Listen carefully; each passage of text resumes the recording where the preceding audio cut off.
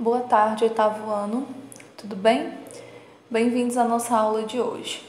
Como não tivemos aula na segunda-feira, por conta do feriado nacional, nós não pudemos iniciar o capítulo 6. Então, a nossa aula de hoje, nós vamos dar início aqui ao capítulo 6, que se encontra na página 216, até rimou, né? Porque nós estamos falando de poema, então até o capítulo com a página vai rimar. Mas brincadeiras à parte, o nome do nosso capítulo, o tema do nosso capítulo, na verdade, é a linguagem poética. Então, nesse capítulo 6, nós vamos revisitar os poemas. E por que eu digo revisitar? Porque esse é um conteúdo que vocês já visualizaram nas séries anteriores, nas séries menores.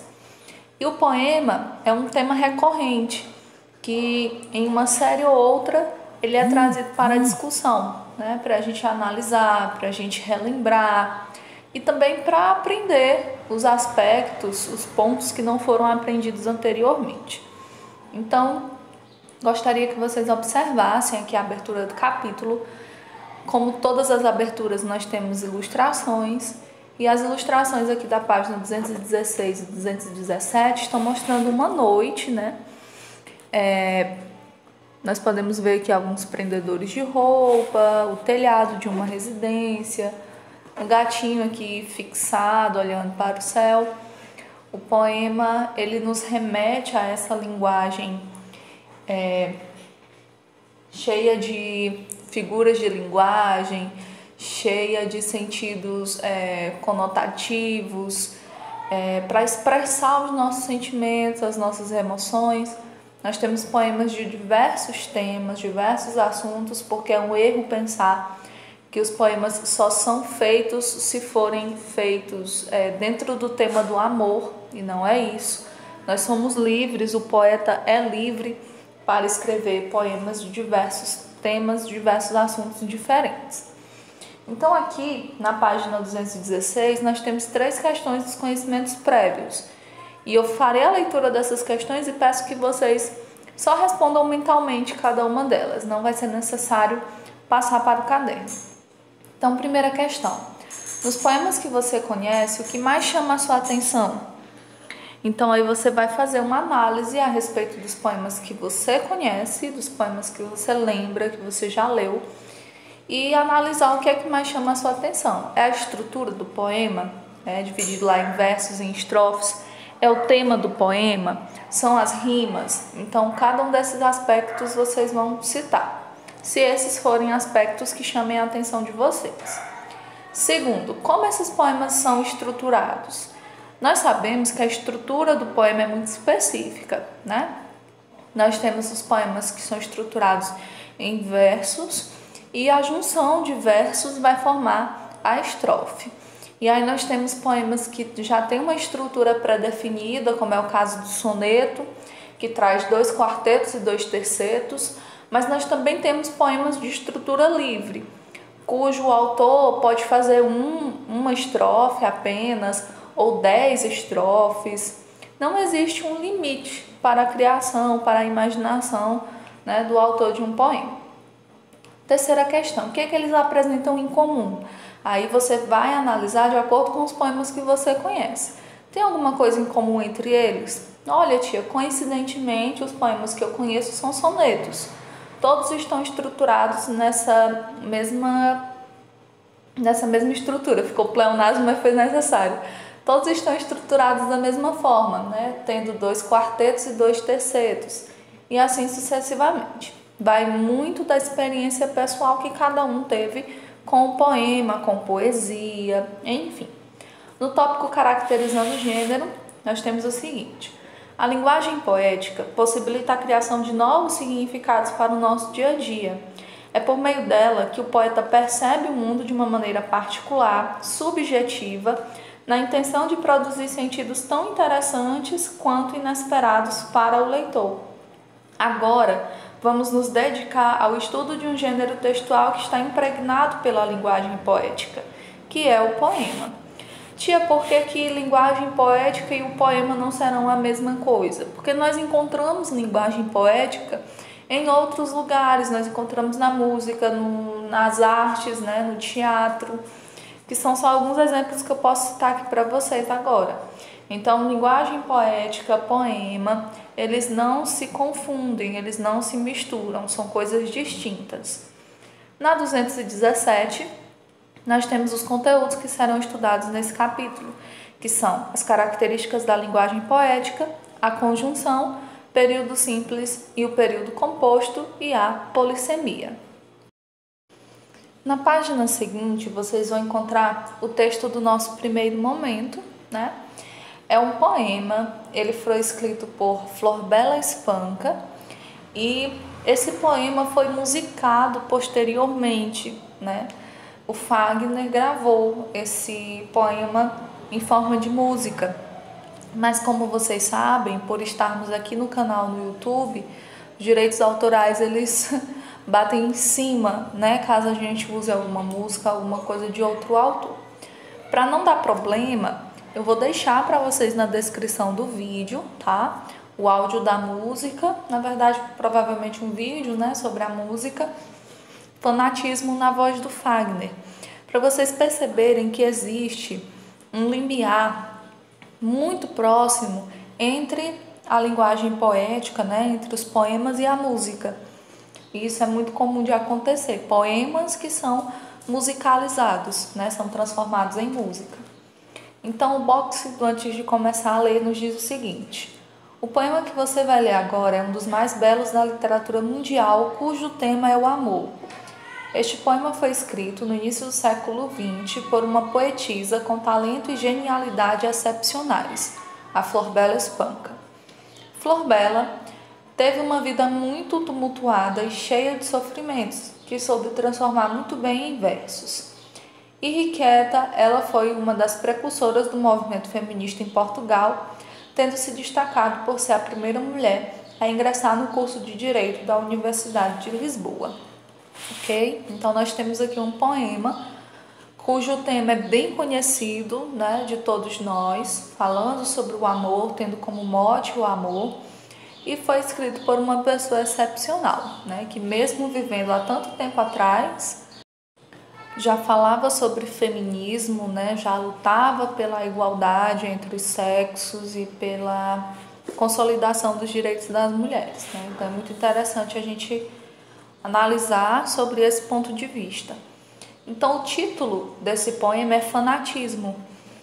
O fanatismo, gente, vem mesmo da palavra do substantivo fanático, significa uma pessoa que é, né, transtornada por alguma coisa, que ama alguma coisa em excesso, que venera, né, essa coisa, essa pessoa.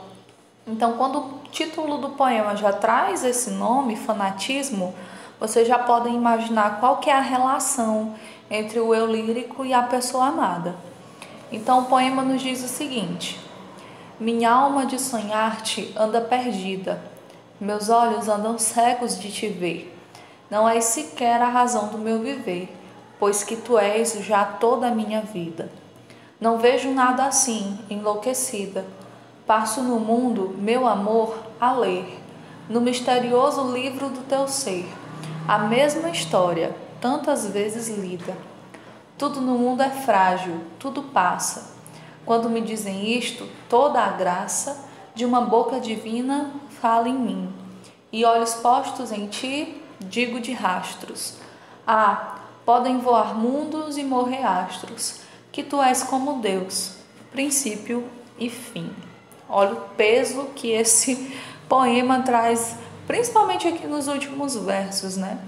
A comparação que coloca o eu lírico do ser amado com Deus, né? Colocando ele ali como se fosse um ser que bastasse em si mesmo, que ele mesmo fosse o princípio, ele mesmo fosse o fim.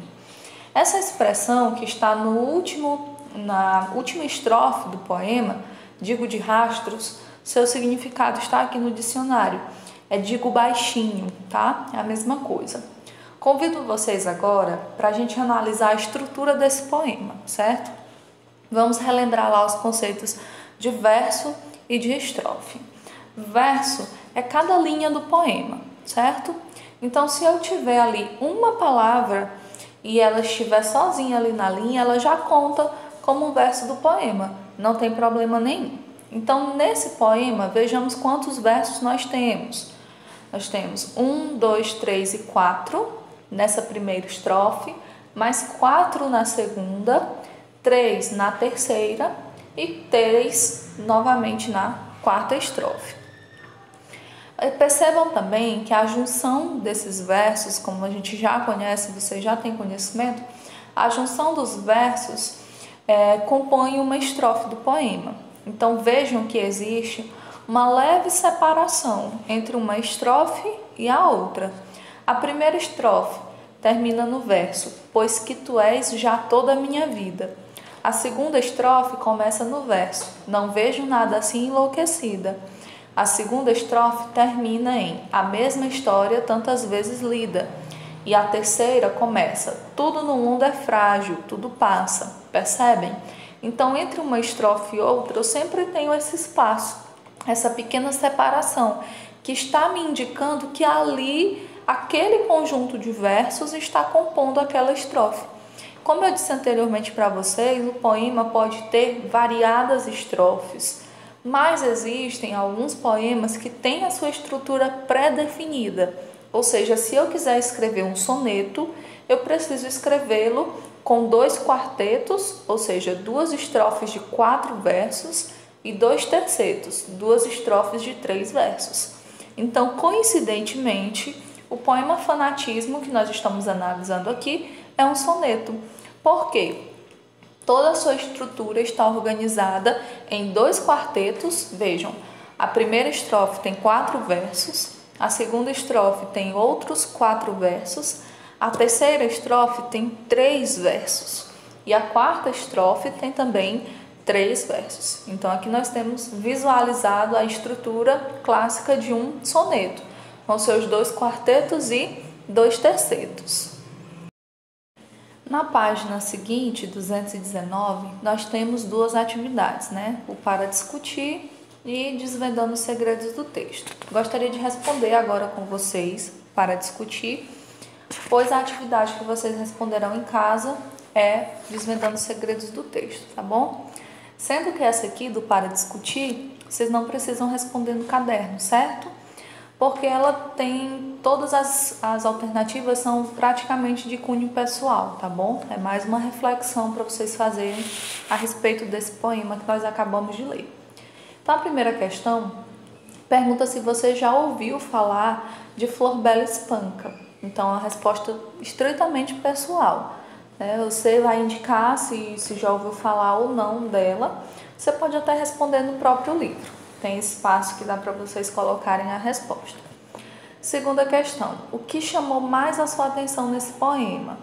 Já que nós estamos tratando sobre fanatismo, né, é interessante citar esse tópico, citar essa questão de que às vezes as pessoas, por amarem demais as outras, né, acabam tendo ali seus próprios desejos sucumbidos, renegados, para poder satisfazer os desejos das outras pessoas, né? Acabam se anulando em favor da outra pessoa.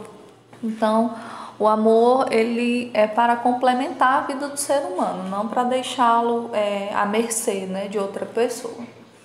Terceira questão, por que o título do poema é Fanatismo? Eu expliquei para vocês, né? A pessoa fanática é aquela que ama exageradamente alguma coisa, né? O fanático, ele tem uma admiração muito profunda sobre alguém, sobre alguma coisa, né? Uma admiração que chega às vezes até a ser doentia. Então, vem daí o tema fanatismo, né? A quarta pergunta para você em qual verso o fanatismo do eu lírico fica mais claro. Eu chamei a atenção de vocês para o verso final, né? Que podem voar mundos, morrer astros, que tu és como Deus, princípio e fim. Ou seja, não importa o que esteja acontecendo ao redor. O sujeito ao qual o eu lírico ama, ele é completo para ele. Então, não importa o que esteja acontecendo ao redor. Se o sujeito que o eu lírico ama estiver ali, pronto, está tudo resolvido. né? Então aqui fica bem claro o quão fanático ele é. Mas existem outros versos que expressam esse fanatismo da mesma forma. Então aqui, gente, nós finalizamos a nossa aula de hoje. Vocês ficarão com a atividade Desvendando os Segredos do Texto, da 219 até a 222. Lembrando que aqueles que estão indo para a escola, para as aulas presenciais, não precisam me mandar as fotos dessa atividade, porque eu irei recolher na semana que vem, quando estivermos em sala todos juntos. Tudo bem? Bons estudos, meus queridos. Qualquer dúvida, eu estou à disposição, ok? Até a nossa próxima aula.